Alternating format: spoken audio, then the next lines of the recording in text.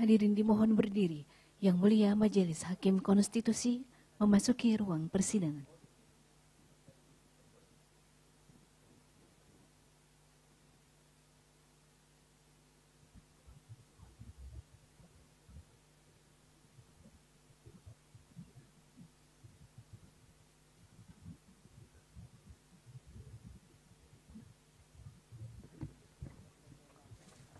Hadirin disilakan duduk kembali. Kita mulai.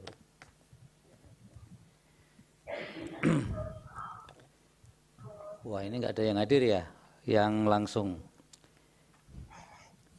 Wah, Pak Haji. Assalamualaikum Pak Haji. Waalaikumsalam warahmatullahi wabarakatuh, Pak Suratoyo. Kita mulai Pak sidangnya. Wahidin, Bu Edi. Baik. Silakan. Persidangan perkara nomor 70/Bu/21 Romawi tahun 2023 dibuka dan persidangan dinyatakan terbuka untuk umum. Baik, Assalamualaikum warahmatullahi wabarakatuh. Selamat siang, salam sejahtera untuk kita sekalian. Supaya diperkenalkan yang hadir siapa saja meskipun melalui online. Pak Bunyamin, silakan.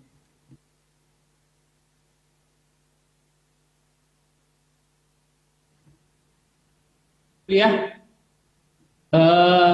masih di mute. Sudah ada suaranya. Oh ya, terima kasih Yang Mulia. Saya Dwi Nurdiansyah, kuasa hukum dari pemohon 1, 2, dan 3. Di sebelah saya ini kuasa hukum juga dari pemohon 1, 2, dan 3, Kurniawan, Utomo Kurniawan. Kemudian di sebelah saya, sebelah kiri saya yang baju merah ini Pak Aris Sahudi, pemohon 2. Kemudian di ujung sebelah kanan itu ada Arkan, itu pemohon 3. Kemudian di online di tempat lain itu ada Pak Boyamin, itu pemohon 1. Baik.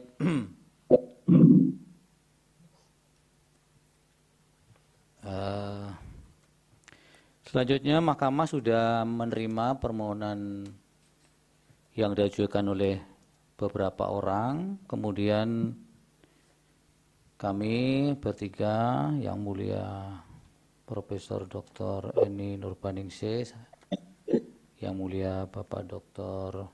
Wahidudin Adam, dan saya Suhartoyo dipercaya untuk menyidangkan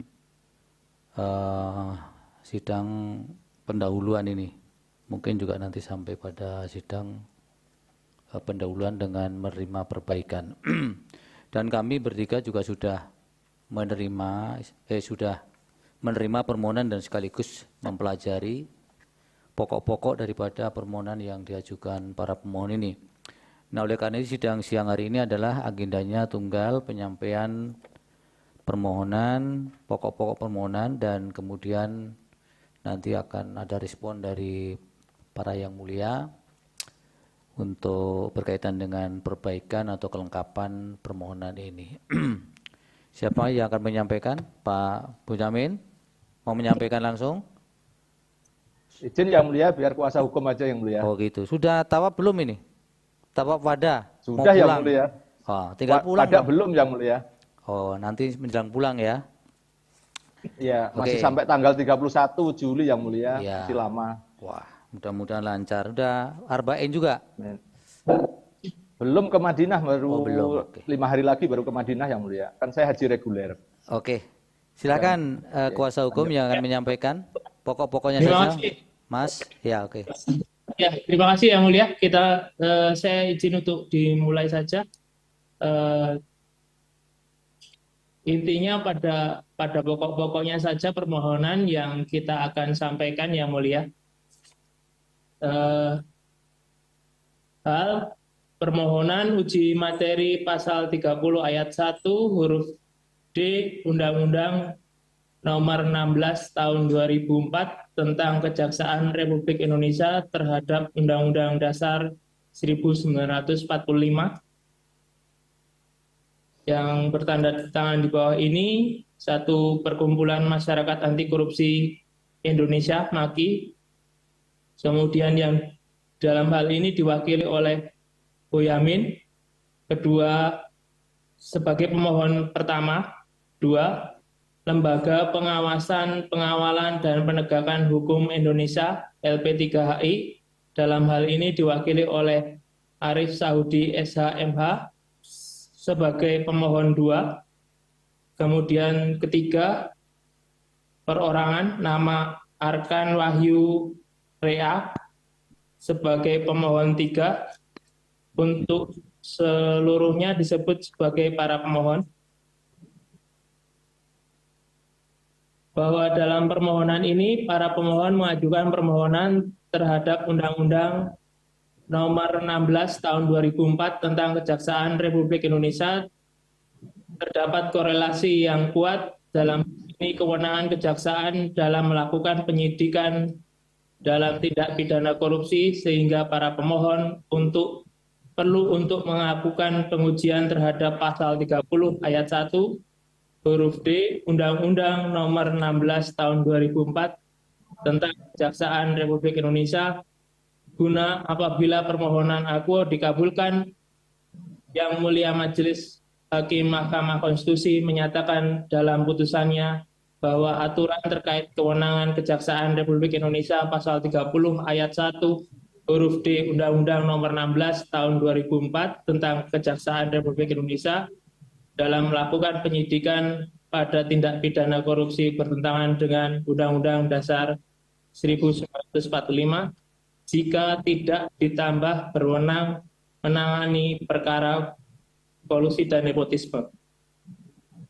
Selanjutnya, perkenalkan para pemohon untuk mengumumkakan dalil-dalil yang diajukan permohonan uji konstitusional review, judicial review, pasal 30 ayat 1 Undang-Undang ayat 1 huruf D Undang-Undang Nomor 16 Tahun 2004 tentang Kejaksaan Republik Indonesia sebagai berikut.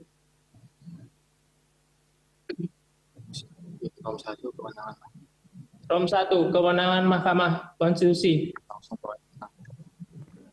Bahwa selain itu pasal 7 Undang-Undang Nomor 12 Tahun 2011 tentang pembentukan peraturan perundang-undangan sebagaimana telah diubah dengan Undang-Undang Nomor 13 Tahun 2022 tentang perubahan kedua atas Undang-Undang Nomor 12 Tahun 2011 tentang pembentukan peraturan perundang-undangan, mengatur bahwa secara hierarki kedudukan Undang-Undang Dasar 1945 lebih tinggi dari undang-undang. Oleh karenanya, setiap ketentuan undang-undang tidak boleh bertentangan dengan Undang-Undang Dasar Negara Republik Indonesia tahun 1945.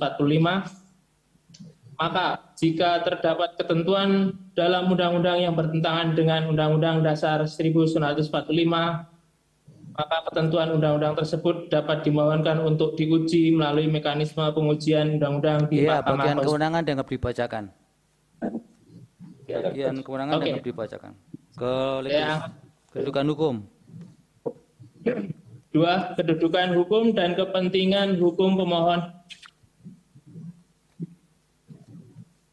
Langsung ke poin 6. Langsung ke poin 6, Yang Mulia. Silakan. Bahwa pemohon 1 dan pemohon 2 adalah lembaga swadaya masyarakat yang konsen penegakan hukum dan pemberantasan korupsi, menginginkan dilakukan penambahan kewenangan jaksa untuk menyidik perkara korupsi, kolusi, dan nepotisme agar terjadi fastabikul khairat, berlomba-lomba dalam kebaikan. Jika tidak dikabulkan, maka akan semakin subur praktek kolusi nepotisme jika tidak disentuh oleh penegak hukum. Apabila permohonan ini dikabulkan, maka maksud dan tujuan dibentuk lembaga pemohon 1 dan pemohon 2 sebagaimana tertuang dalam akte pendirian, maka akan mudah tercapai. 7. Pemohon ketiga adalah warga negara Indonesia yang dibuktikan dengan kepemilikan kartu tanda penduduk, pekerjaan mahasiswa, saat ini sedang menempuh studi di Fakultas Hukum UNS dan bercita-cita sebagai jaksa yang berwenang melakukan penyidikan perkara korupsi serta menginginkan dilakukan penambahan kewenangan jaksa menyidik perkara kolusi dan nepotisme.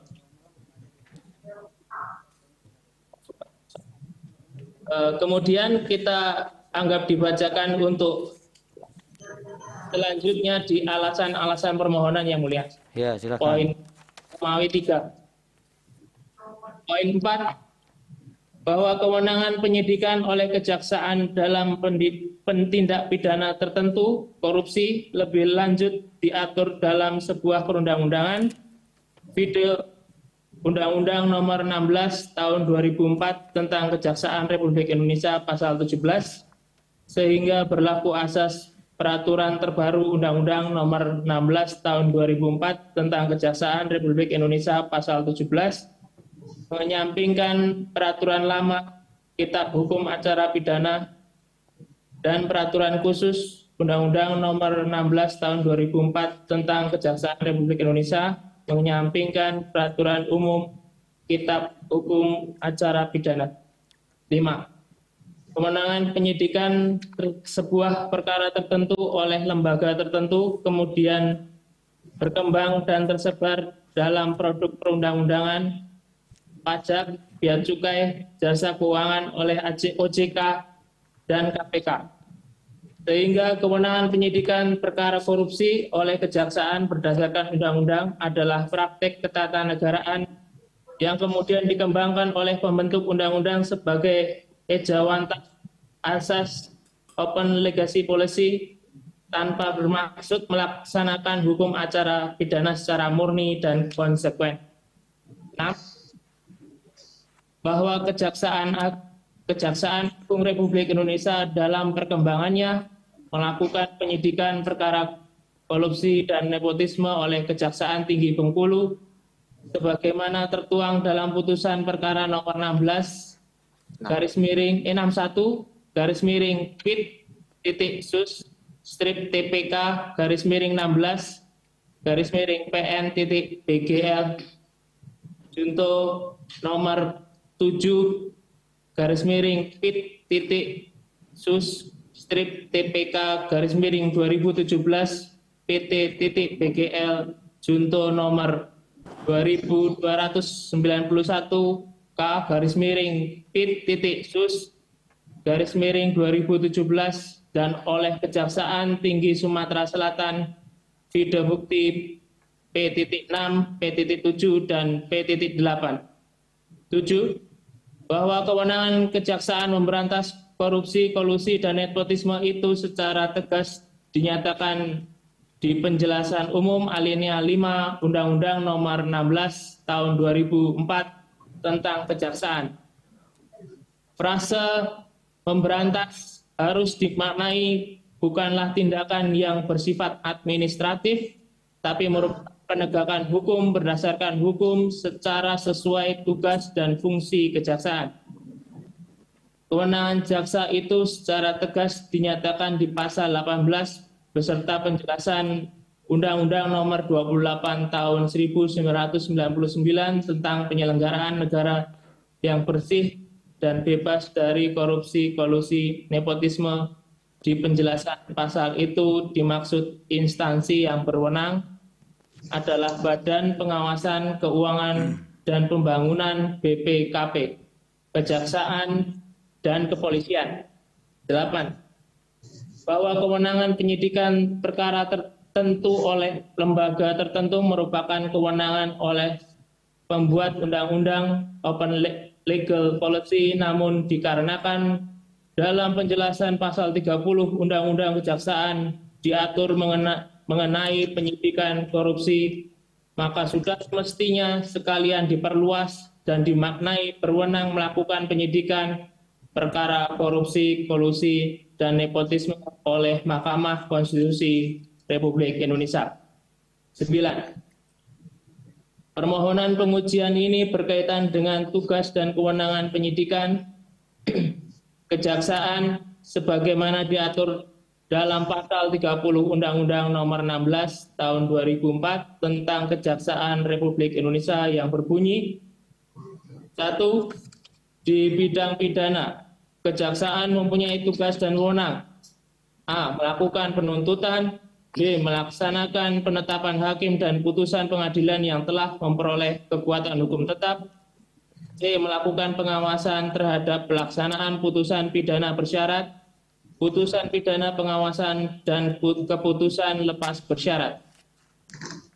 D. Melakukan penyidikan terhadap tindak pidana tertentu berdasarkan undang-undang.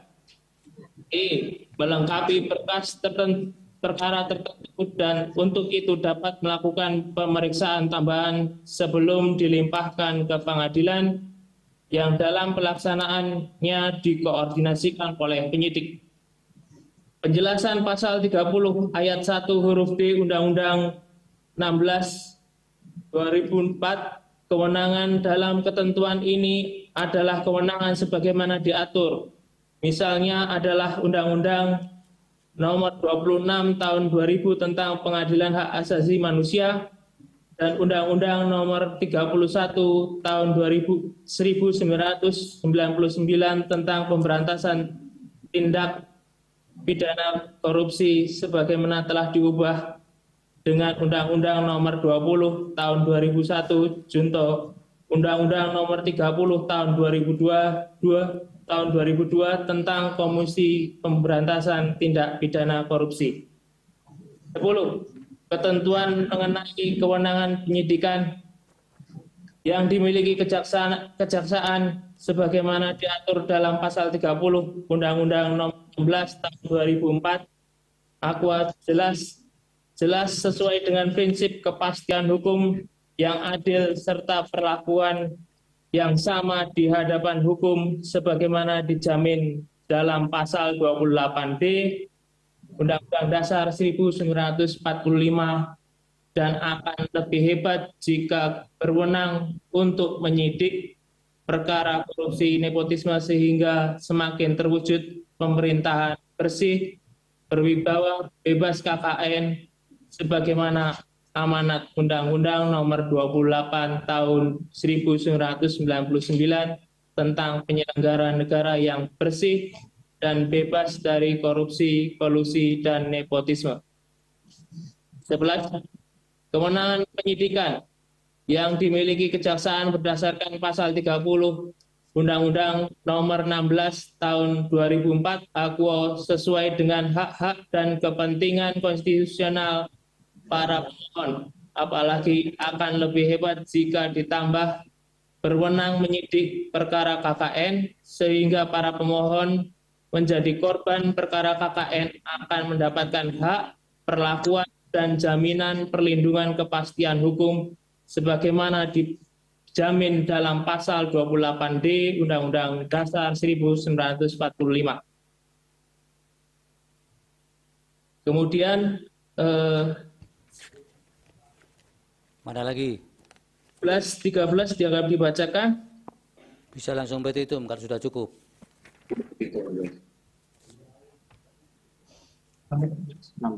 Nomor 16 yang mulia di halaman 11. Silakan. Bahwa pada prakteknya Kejaksaan Republik Indonesia telah mampu membuktikan dirinya mampu menangani penyidikan perkara korupsi dan dalam kurun waktu 4 tahun terakhir prestasi mempesona penuntasan perkara korupsi kerugian puluhan triliun termasuk telah mampu disita juga puluhan triliun Jiwasraya, Asabri, langka dan mahalnya minyak goreng, satelit Kemenhan, dan BTS Bakti Kominfo. Itu angka berapa itu? Angka 16 ya? Halaman 11, oke. Nomor 16. Betul. Langsung prestasi. Prestasi sesuai dengan grafik. Prestasi kemudian ini adalah sesuai grafik pada halaman 12, nomor 23.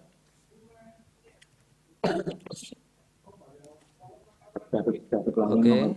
Mau dibacakan grafiknya? Mohon dibacakan. Dianggap dibacakan.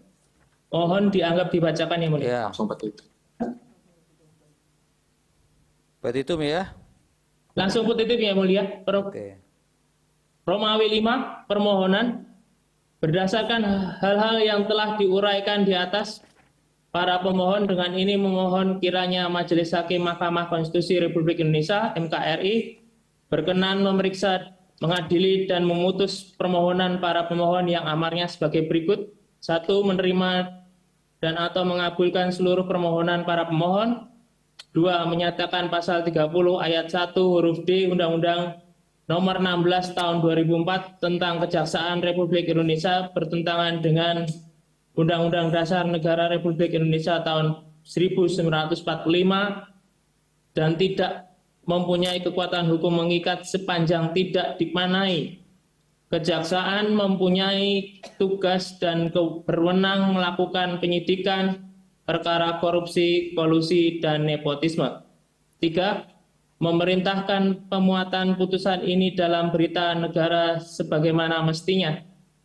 Jika Majelis Hakim Mahkamah Konstitusi Republik Indonesia (MKRI) berpendapat lain, mohon putusan yang seadil-adilnya. Begitu yang mulia. Ya, baik, terima kasih. Selanjutnya supaya diperhatikan ada nasihat, saran atau mungkin tanggapan dari para yang mulia Bapak Dr. Wahidudin Adams, dipersilakan. Siap. Baik, terima kasih yang mulia Ketua Majelis Panel, yang mulia Dr. Suhartoyo, dan yang mulia Hakim Konstitusi Profesor Dr. Eni Nurbaningsih. Ini pemohon dan kuasanya, kecuali Pak Bonyamin, semuanya berada di ruang video conference Universitas Negeri 11 Semar ya? Ya, di UNS. Ya. Kalau Pak Bonyamin lagi di mana nih Pak? Apa di Mekah, di Madinah?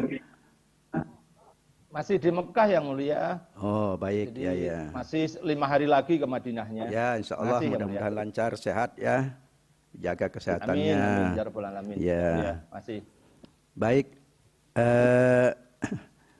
Karena semua yang pemohon dan kuasa ini sudah pernah beracara di MK, ya maka pertama secara umum ya, ini judulnya adalah pengujian permohonan uji materil pasal 30 ayat 1 huruf D Undang-Undang Nomor 16 Tahun 2004 tentang Kejaksaan Republik Indonesia terhadap Undang-Undang Dasar 1945. Ini nanti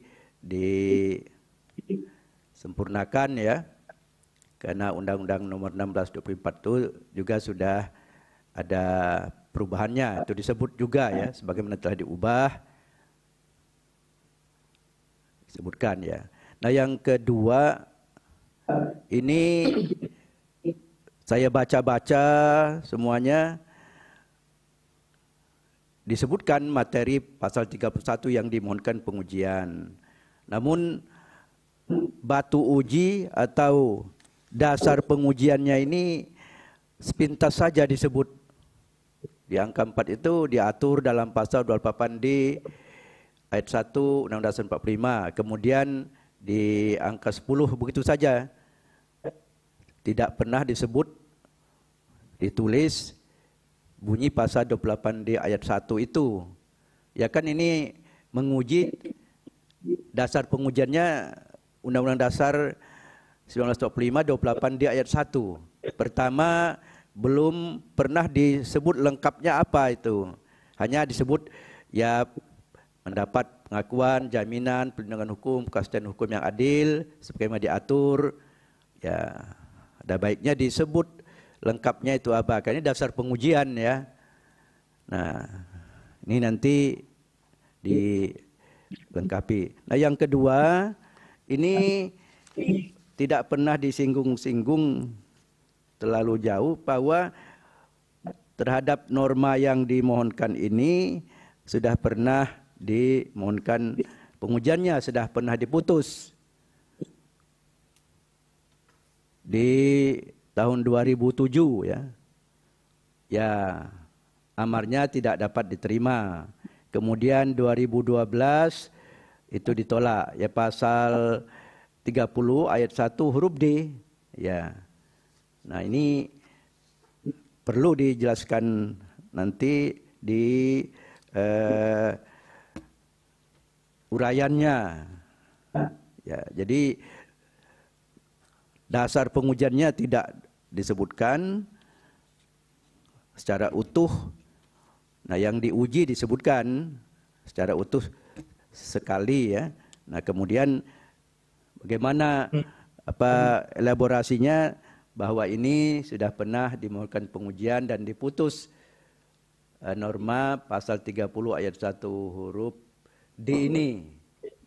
Ya, nanti untuk menyatakan bahwa ini tidak nebis in idem, termasuk ya dijelaskan apakah dasar pengujiannya atau alasannya yang berbeda.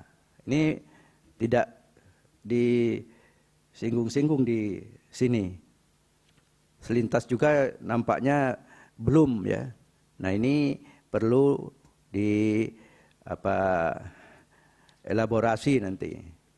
Ya, terkait dengan sistematikanya, ya kewenangan Mahkamah Konstitusi ya sudah lengkap disebut Undang-Undang Dasar 45, Undang-Undang MK, Undang-Undang Kekuasaan Kehakiman, Undang-Undang P3 sudah disebut. Kemudian kedudukan hukum dan kepentingan hukum pemohon, ya ini baru diuraikan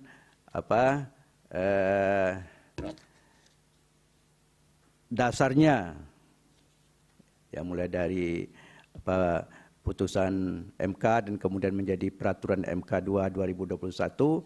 Nah, kemudian ya menyebut posisi dari pemohon ya. Pemohon 1, pemohon 2 dari lembaga swadaya masyarakat. Ya. Nah, di positanya, nah ini yang perlu diuraikan, di mana letak pertentangannya itu. Di sini baru cerita bahwa pasal yang dimohonkan pengujian itu diuraikan, diceritakan, dielaborasi sedikit, dikaitkan dengan undang-undang yang lain sebagiannya ya, dengan undang-undang tentang tidak pidana korupsi. Nah, ini di alasan-alasan permohonan ini harus dielaborasi bagaimana pertentangannya. Tapi harus melewati lagi tadi apakah ini tidak nebis in idem.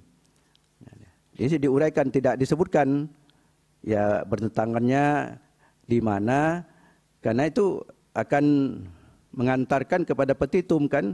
Petitumnya mengatakan bahwa pasal 30 ayat 1 huruf D itu Undang-Undang 16 2004 bertentangan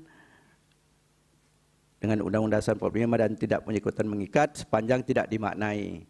Nah, itu tentu harus dielaborasi bagaimana pertentangannya itu. Jadi ketika diuji dengan dasar pengujian pasal 28D ayat 1 itu.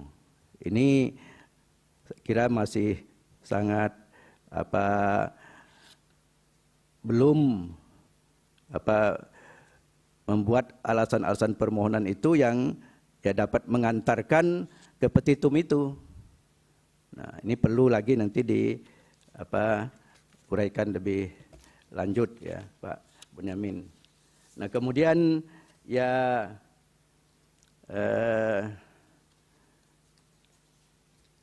terkait objek permohonan ini ya sekali lagi nanti disebutkan dan kemudian dasar pengujiannya saya ulang lagi nanti di sebutkan penuh dulu 28D ayat 1 apa, dan kemudian bagaimana pertentangannya. Jadi dua hal itu yang terkait substansinya ini. Pertama, dasar pengujiannya ini bahkan tidak dicantumkan ya, hanya disebutkan pasal 28 ayat 1, pasalnya tidak ditulis, dan kemudian tadi kita ingatkan bahwa ini sudah dua putusan terkait pasal 28D Undang-Undang 30 Kejaksaan ini, Undang-Undang 30 ayat 1 huruf D ini. Jadi sudah dua kali dimohonkan pengujiannya.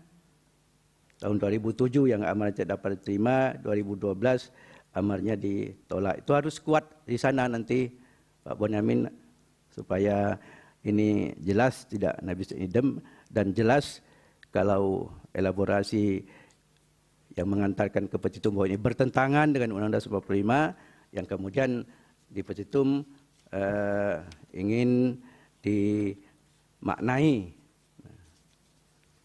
Saya kira itu saja, demikian saya kembalikan ke Yang Mulia Pak Ketua. Terima kasih. Terima kasih Yang Mulia. Silakan Yang Mulia Profesor Dr. Eni Nurbaningsi. Ya, terima kasih Yang Mulia Ketua Panel dan Yang Mulia Pak Wahidudin Adams. Pak Haji, ini jam berapa di Mekah sekarang? Baru jam 10 Yang Mulia. 10 malam ya? Pagi. Oh pagi, Pagi, ya, Mulia. lebih lambat ya, 10 pagi ya. Sudah sholat duha ya, artinya. Tadi sebelum ikut acara ini Ya, duha baik. 2 rakaat aja ya. Saya mau nanya nih Pak Haji, ini kapan ini diajukan permohonan ini? Diajukannya kapan permohonan ini? Saya tanggal 15 saya tanda tangani atau sebelumnya Yang Mulia, sebelum saya berangkat. Sebelum diberangkat udah tekan-tekan dulu? Berangkatnya tanggal berapa berangkatnya? 19 Yang Mulia. 19 apa? Juni? 19 Juni. 19 Juni. Saya kloter cadangan Yang Mulia, harusnya berangkat 2024 ya sudah. tapi Yang penting sudah berangkat lah. Berangkat sekarang. Ya, alhamdulillah sudah berangkat ya. Ya. Jadi ini sudah makasih, diproses terlebih dahulu sebelum berangkat haji kan begitu ya? Iya Yang Mulia. Ya, baik. Jadi begini Pak Bonyamin ya. Ini memang karena mungkin ya tidak dipantau langsung sehingga memang permohonannya tidak sebagaimana permohonan yang biasa diajukan gitu ya. Jadi di sana sini masih banyak hal yang ya tidak seperti biasanya sebuah permohonan lah gitu ya, kurang lebih ya. Pertama ini ternyata ada kuasa hukum ya. Nanti kuasa hukumnya juga ini diuraikan di dalam identitas permohonan. Ya ini kan nggak ada ini, baru muncul tanggal berapa nih kuasanya ini, tanggal saya cek dulu nih. Surat kuasa ini baru ada tanggal 15 ya. 15 Juni ya Pak Haji ya? Ya hampir berbarengan Yang Mulia, saya tanda tangani halaman terakhir dari permohonan. Cuma ada masuk dalam permohonan. Kuasanya. Di permohonan nggak ada, jadi permohonan seolah-olah nggak ada kuasanya sama sekali, ya toh? Ya. Nah ini nanti Ya, diperbaiki Yang Mulia. lagi, sebagaimana tadi di mulai perihal depannya juga diperbaiki, bagian ini juga diperbaiki ya. Kalau kewenangan mahkamah ini kan sudah satu template ya, sudah hal yang tinggal dicontoh saja nanti. Cuma soal legal standing ini legal standing ini kan ini menyebutkannya perorangan warga negara Indonesia. Sementara ini kan adalah lembaga swadaya masyarakat, artinya badan hukum kan itu ya, sudah berbadan hukum kan? Maki ini kan sudah berbadan hukum ya. Nah, ini tolong nanti diperjelas ya kedudukan dari masing-masing prinsipal dari Maki maupun dari LP3HI. LP3HI ya, ini juga diperjelas siapa sesungguhnya yang berhak mewakili dalam anggaran dasar rumah tangga dari kelembagaan itu. Itu tolong nanti diperjelas di sini, ini tidak muncul sama sekali di dalam permohonan ya. Kemudian yang berikutnya itu juga persoalan yang menyangkut selain kualifikasi pemohon tadi ya, ada badan hukum, kemudian ada perseorangan. Yang penting dijelaskan itu adalah kerugian hak konstitusionalnya ini secara narasi yang komprehensif begitu. Ini belum ada nih hak konstitusional apa yang diberikan oleh Undang-Undang Dasar. Ya, ini dicari-cari tidak ketemu ini di sini. Apakah pasal 28D yang dijadikan batu uji walaupun tidak jelas itunya, yaitu apakah pasal 28C ya ini ada hak memajukan. Nah ini tolong nanti dicek kembali ya kuasa hukum ya, apakah 28C apa 28D-nya itu ya.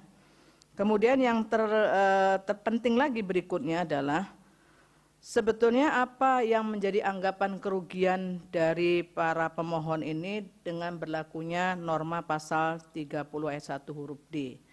Kalau dibaca dari permohonan ini kan sebetulnya pasal 30 ayat 1 huruf D itu kan menyatakan melakukan penyidikan terhadap tindak pidana tertentu berdasarkan undang-undang. Ya. Lah ini yang dimohonkan apa? Ya dimohonkan kan sebetulnya sama. Artinya prinsipnya para pemohon ini tidak menginginkan bahwa pasal atau norma yang berkaitan dengan kejaksaan diberi tugas wewenang melakukan penyidikan terhadap tindak pidana tertentu itu hilangkan begitu sesungguhnya. Betul nggak ini kuasa pemohon? Yang masih ada nih Pak Bonyamin baru keluar nih kelihatannya nih. Nah, yang di mini court itu kan seperti itu kan sebetulnya, betul ya? Iya, betul. Lah kalau itu seperti itu yang dimaui dan sekarang sudah tetap ada di dalam aturan, terus apa sesungguhnya mau dimohonkan itu? Ya kan melakukan penyidikan terhadap tindak pidana tertentu berdasarkan undang-undang. Itu tetap menjadi kewenangan kejaksaan. Walaupun ini ada kaitan dengan perkara yang sedang berlangsung sebenarnya di MK. Perkara 28 ya. Yang berbicara di dalamnya soal diferensiasi fungsionalnya masing-masing dari kelembagaan itu ya. Lah ini kan sekarang ini yang ingin dipertahankan para pemohon ini adalah norma pasalnya kan tetap ya Pak Haji ya? Ya, tetap. Tetap kan begitulah kan tetap di sini kan ini barangnya masih tetap ada ini. Sekarang yang menjadi persoalan terus apa anggapan kerugiannya normanya tetap seperti itu. Bahkan kalau normanya ini dikaitkan dengan permohonan saudara yang kemudian ada dalam petitum ya Pak Haji ya. Ini kalau Pak Haji baca petitumnya ya. Itu dalam petitum itu justru mempersempit Pak Haji. Ya kan? Lah petitumnya itu yang dimaksudkan di situ petitumnya adalah minta dimaknai ya dalam petitum itu kaitannya dengan kewenangan perkara korupsi, kolusi, nepotisme. Padahal penjelasannya lebih luas. Tindak pidana tertentu itu termasuk ada pengadilan HAM, ya kan? Soal HAM di dalamnya. Loh kok malah dihilangkan di sini? Ini gimana sebetulnya yang dimau ini, ya? Ini tolong ini bisa diuraikan saya kira yang pokok di sini karena menyangkut kerugian hak konstitusional. Apa sesungguhnya anggapan kerugian hak konstitusional para pemohon itu dengan adanya norma yang dimana pemohon menyatakan normanya memang seperti itu maunya gitu loh. Terus kerugiannya di mana gitu? Ya kan Pak Haji? Nah, ini Pak Haji coba pikirkan ya. Jadi ini perlu dijelaskan nih. Kalau tidak ada ya tidak ada kerugian termasuk yang dari pemohon 3 mahasiswa yang mengatakan bahwa saya ini fastabiqul khairat gitu kan. Nah, semuanya berlomba-lomba kebaikan untuk bagaimana bisa menegakkan, menyelesaikan atau memberantas KKN kan begitu. Sehingga perlu banyak kehadiran lembaga lainnya yang perlu kemudian melakukan soal itu dan bercita-cita supaya ketika jadi jaksa nanti bisa melakukan penyidikan kasus korupsi. Lah sampai sekarang kan tetap bisa. Ya kan? Sampai sekarang kan masih dilakukan itu. Kalau Anda jadi jaksa sekarang kan masih dilakukan itu ya. Jadi ini tolong dipertimbangkan karena saya merasa ini agak confused membacanya Pak Haji. Ya, mungkin Pak Haji juga confused jangan-jangan membacanya. Ini yang dimaui apa gitu ya.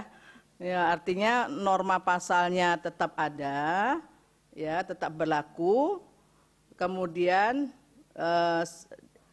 memang ada perkara yang sedang diproses sekarang ini. Dia dilakukan proses pemeriksaan lanjutan di MK. Tapi kan itu sesuatu yang belum selesai kan begitu. Perkara 28 ya. Yang memang bertolak belakang dengan apa yang dimohonkan sekarang ini gitu loh. Nah, ini kemudian kalau sesuatu yang kemudian diminta ini sama, kecuali kalau permohonan-permohonan lain tuh dia mengatakan ini bertentangan. Kalau ini kan enggak, ya. menguatkan lah gitu, tapi menguatkannya justru mempersempit gitu. Mempersempit hanya untuk korupsinya. Sementara untuk soal pelanggaran HAM berat nggak masuk, padahal itu diperluas gitu loh. Dan justru ya norma pasal ini kalau kita lihat tindak pidana tertentu berdasarkan undang-undang, ini kan memperluas sesungguhnya. Ya kan? Tindak pidana tertentu berdasarkan undang-undang itu apa saja? Ya bisa jadi korupsi, kemudian penjelasannya itu kemudian ada HAM, bisa jadi kemudian yang lain kalau kemudian memang undang-undang disepakati oleh pembentuknya untuk menambah ya. Walaupun nanti ada persoalan perdebatan itu soal lain, tetapi yang jelas di dalam huruf D ini adalah menyatakan melakukan penyidikan terhadap tindak pidana tertentu. Masih merupakan tugas wewenang dari kejaksaan gitu ya. Nah, ini apa namanya, tolong diperjelas soal kerugian hak konstitusional, karena kalau dilihat dari sisi itu nggak ada kerugian hak konstitusional sama sekali itu. Nah, bagaimana kalau tidak ada kerugian, ya bisa perkaranya selesai di soal legal standing nanti. Ya toh Pak Haji? Nah, itu perlu dipikirkan Pak Haji ya. Ya, kemudian yang berikutnya adalah terkait kalau sudah memang itu kemudian bisa diperbaiki nanti, kemudian kaitkan juga nanti dengan pasal 60 Undang-Undang MK, pasal 78 PMK ya, yang berkaitan dengan apakah ini memang bisa tetap dilanjutkan dengan batu uji dan alasan yang berbeda atau alasan yang berbeda di situ ya. Itu juga nanti ditambahkan uraian soal itu yang biasa disebut dengan nebis in idem itu ya. Kemudian yang berikutnya adalah ini, yang berikutnya soal apa namanya nebis in idem yang sudah ya. Kemudian berikutnya soal positanya ini Pak. Positanya juga tidak bisa menjelaskan di sini ya. Ini apakah memang kemudian pasal ini mau dibilang bertentangan tapi tidak ada uraiannya. Ini kan justru intinya menguatkan kan gitu, bahwa jaksa masih tetap perlu diberi kewenangan itu dengan melihat track recordnya seperti yang ditunjukkan di dalam tabel kan begitu. Lah terus di mana persoalan konsistensitas normanya? Nah, ini juga tidak tampak di sini ya. Jadi ini menurut saya ini agak apa namanya agak confuse paling tidak ini kalau dilihat dari sisi pengujian konsistensitas norma ya. Termasuk kemudian dari sisi petitumnya ini justru kalau dicocokkan kembali norma pasalnya yang dimohonkan pengujian ditempelkan kemudian dengan penjelasannya, itu tidak klop nanti ya. Itu tolong nanti dipertimbangkan kembali ini apa sesungguhnya yang diinginkan oleh para pemohon. Para pemohon itu kalau dibaca begini intinya tidak menginginkan itu kewenangan hilang kan begitu intinya ya Pak Haji ya. Betul. Nah betul, intinya kan begitu. Itu intinya kalau dibaca singkatnya ya. Nah oleh karena itu tolong diperbaiki kembali nih maunya bagaimana ya. Kewenangannya masih ada di situ ya. Jadi saya kira itu Pak Haji ya. Saya panggil Pak Haji karena Pak Hajinya baru nih, makbrur ini kalau Hajinya ini baru langsung berkaitan dengan permohonan pengujian JR ini. Udah didoakan sekali nih pasti ya. Amin. Itu yang di belakang yang di mini court itu siapa saja itu, mahasiswa atau siapa yang hadir? Di belakang. Ya. Mahasiswa. Oh ada mahasiswa ya. Ya baik, itu saya kira hal-hal itu ya, karena kalau Pak Bonyamin ini sudah biasa melakukan permohonan pengujian JR ke MK, sudah paham betul apa yang seharusnya dilakukan di sini. Ya mungkin karena buru-buru atau kesusu atau ada apa unsurnya yang lain, yang monggo nanti dipertimbangkan kembali, dipikir-pikir apa sesungguhnya yang mau diajukan ke MK. Saya kira itu saja dari saya. Terima kasih, kembalikan kepada Ketua Panel. Iya, terima kasih, Prof. Ya itu saudara kuasa hukum dan prinsipal, supaya dicermati beberapa atau malah banyak yang sudah dinasihatkan oleh para yang mulia. Ya saya juga tidak banyak lagi yang harus saya sampaikan karena hampir semua sudah disampaikan. Memang betul ketika menjelaskan kedudukan hukum, nah harus ada anggapan kerugian konstitusional dengan berlakunya norma.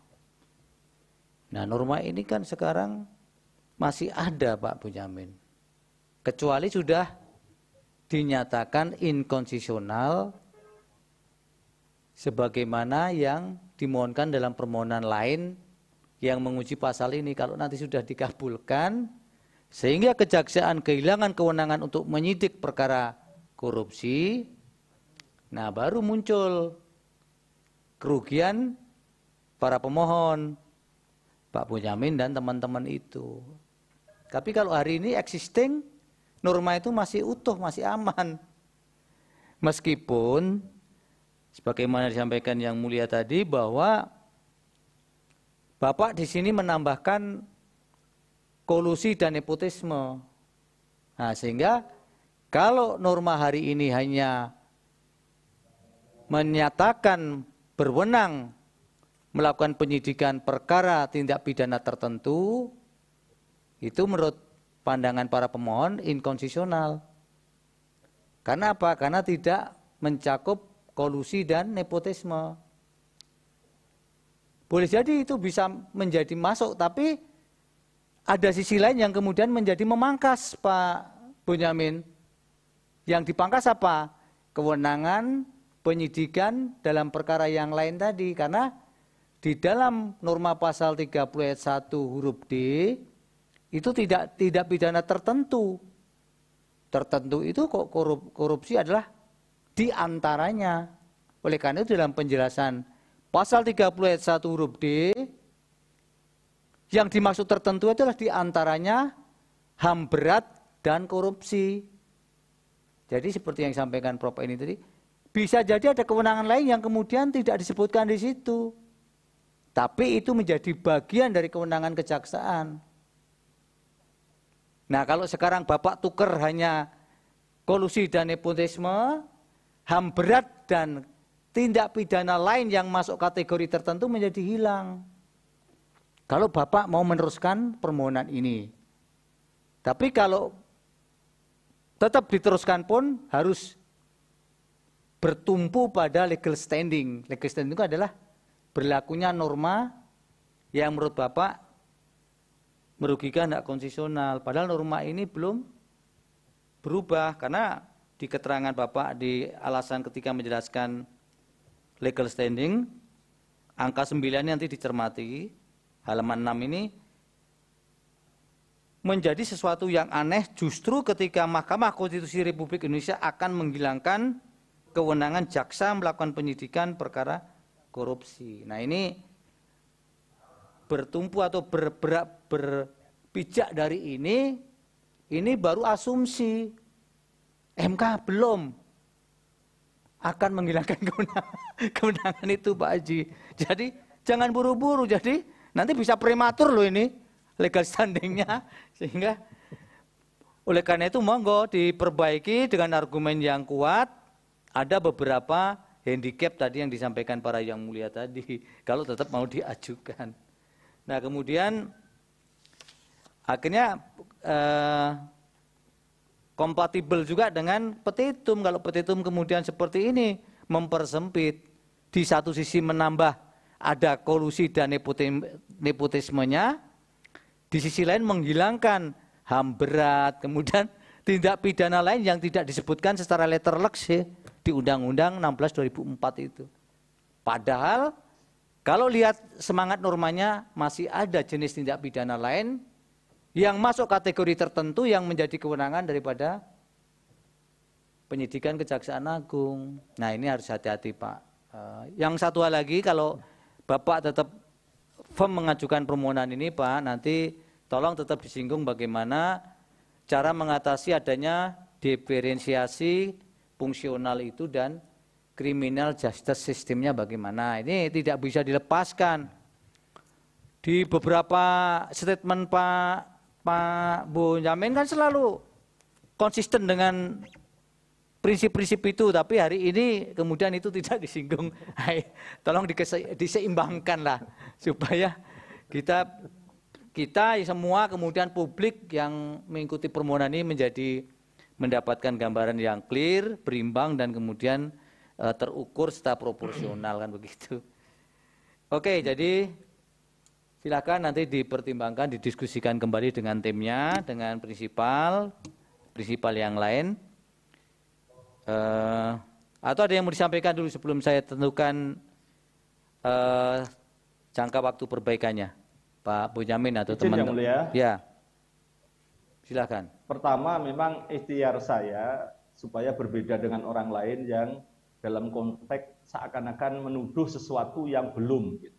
Jadi ini cara mencintai Mahkamah Konstitusi saya yang bagian dari sistem dilahirkan reformasi yang mulia. Jadi kenapa saya mengajukan ini? Ini kan saya mendengar suara-suara yang lain. Ya udah saya mengajukan aja sebagai bentuk permohonan tanda kutip intervensi terhadap permohonan nomor 28. Sehingga sebenarnya yang ingin kami ajukan uji materi ini adalah penjelasannya yang mulia. Jadi bukan pasalnya. Penjelasan mengatakan korupsi. Lah korupsi itu dimaknai juga termasuk kolusi dan nepotisme. Jadi bukan pasalnya, jadi penjelasannya nanti akan kami perbaiki yang mulia. Jadi kan frasa penjelasan itu kan tindak pidana tertentu itu termasuk HAM berat dan korupsi. Nah, korupsi itu frasanya dimaknai lagi juga termasuk kolusi dan nepotisme sebagai undang-undang nomor 28 tahun 299. Itu yang maksudnya itu. Jadi kan penjelasan pun frasanya termasuk bisa diuji, pemahaman saya begitu ya. Yang kira-kira gitu. Uji materinya sebenarnya pasal 1 ayat 3 tentang negara Indonesia negara hukum. Hukum adalah menganut azas manfaat. Nah, manfaatnya jaksa menangani korupsi sudah bermanfaat yang mulia. Kalau diferensial fungsi saya cari-cari di konstitusi malah tidak ada yang mulia, hanya di KUHP aja yang mulia. Masih yang mulia. Oke. Jadi sebenarnya bukan bukan soal dikabulkan atau tidak, tapi wanti-wantinya itu ya. Warningnya itu ya. Yang kasus yang kemarin itu loh yang mulia, saya terus terang ikut tidak rela ketika MK belum mutus, tapi sudah dituduh memutus begini-begini dengan komposisi sekian-sekian itu yang mulia. Iya Pak, nanti tolong gondok. Jadi berarti petitum yang Bapak maksud seharusnya termasuk kolusi dan nepotisme. Inkonstitusional sepanjang tidak dimaknai, tidak termasuk kolusi dan nepotisme berkaitan dengan penjelasan itu. Jadi korupsi yang mulia. Rumusannya kalau itu harus reformula kembali. Kalau hanya seperti ini benar mempersempit. Tapi kalau Bapak yang Bapak maksud, dan ini kan norma, tapi kalau kemudian berubah ke penjelasan ya monggo saja, itu kan pilihan-pilihan. Oke, jadi Mahkamah memberi waktu untuk perbaikan hingga tanggal 24 Juli 2020. Benar tidak ya? Benar ya, 2023 hari Senin. Pukul 10 pagi waktu Indonesia Barat supaya hard copy dan soft copy sudah diterima di Mahkamah Konstitusi. 24 Juli. Mudah-mudahan Pak Bonyamin sudah pulang sehingga bisa menjadi komandan. Belum yang mulia, sampai tanggal 31. Oh ya, harus. Kalau gitu harus diintensifkan bagaimana komunikasi melalui jaringan yang ada supaya perbaikan nanti betul-betul muncul sebagaimana yang dimaksudkan oleh panel dan Mahkamah Konstitusi. Cukup Bapak, Pak Haji? Cukup yang mulia, mohon restu. Terima kasih. Yang teman-teman dari kuasa hukum atau prinsipal cukup? Cukup yang mulia. Terima kasih. Cukup yang mulia. Cukup. Baik, dengan demikian sidang selesai dan ditutup. Hadirin dimohon berdiri. Yang mulia Majelis Hakim Konstitusi meninggalkan ruang persidangan.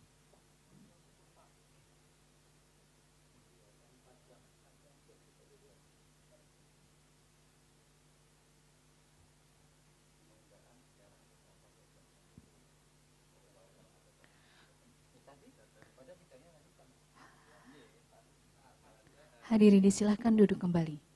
Hadirin yang kami hormati, demikianlah persidangan pada hari Selasa, tanggal 11 Juli 2023 untuk perkara nomor 70/PUU/21 Romawi/2023 telah selesai. Terima kasih, selamat siang.